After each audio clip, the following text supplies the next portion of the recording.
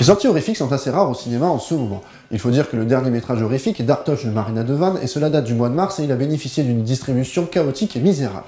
Donc forcément, quand on est fan de films d'horreur, c'est la frustration qui règne, étant obligé de se taper des DTV de qualité très moyenne ou médiocre. DTV ou direct to vidéo signifie qu'un film est sorti en DVD directement sans passer par la case cinéma.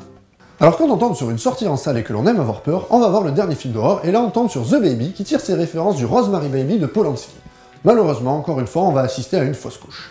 L'histoire s'avère relativement simple. Un couple part fêter sa lune de miel au Brésil. À l'heure perdue, ils appellent un taxi qui leur propose une soirée arrosée.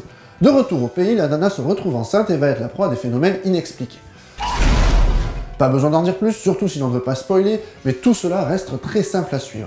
Il n'y aura que peu de surprises et l'on va très vite comprendre que le bébé que la nana porte dans son ventre n'est pas très net et une secte bizarre rôde autour de leur maison.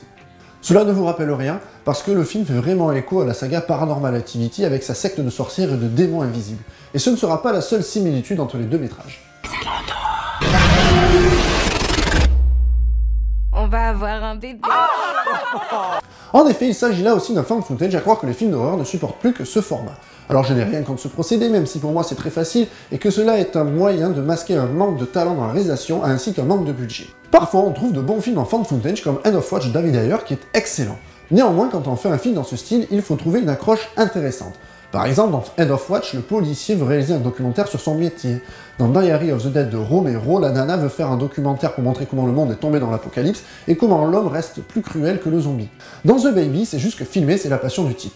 On est face à un gars qui adore filmer sa nana quand elle se réveille, quand elle va faire une échographie, quand elle dort. Bref, l'excuse n'est vraiment pas valable, et pire que cela, elle va accumuler les incohérences.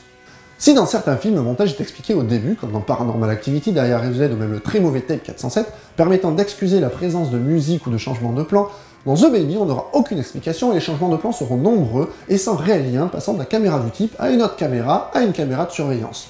Tout cela nuit à la cohérence du film et sera très mal fait. Il aurait été plus facile de n'utiliser qu'une seule caméra.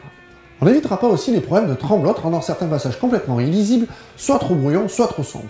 Néanmoins, le film ne comporte pas que des défauts. Certaines séquences sont relativement bien trouvées, comme lors d'un passage dans les bois, ou dans une caméra de surveillance dans un supermarché avec les réactions des gens autour, ou encore la fameuse scène du ventre qui se déforme. Concernant les effets de peur, par contre, on reste sur notre faim. Si le found footage semble idéal pour accentuer la tension, The Baby ne se sert vraiment pas de ce procédé pour faire peur. Les scare jumps sont souvent à base de montées de son et d'effets de surprise secondaires, comme un chien qui aboie en rideau de fer, et ne servent finalement pas le film.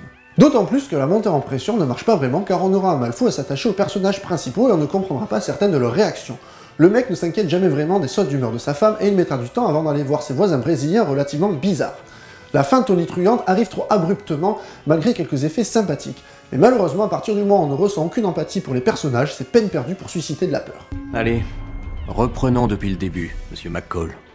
Au final, The Baby est une énorme déception, l'un de ces films que l'on regrette d'avoir vu et surtout que l'on regrette d'avoir vu au cinéma.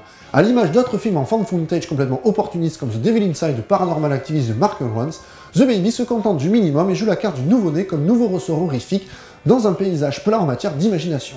On est loin, très loin derrière Rosemary Baby ou encore La Malédiction de Richard Donner. Dites-nous ce qui s'est vraiment passé.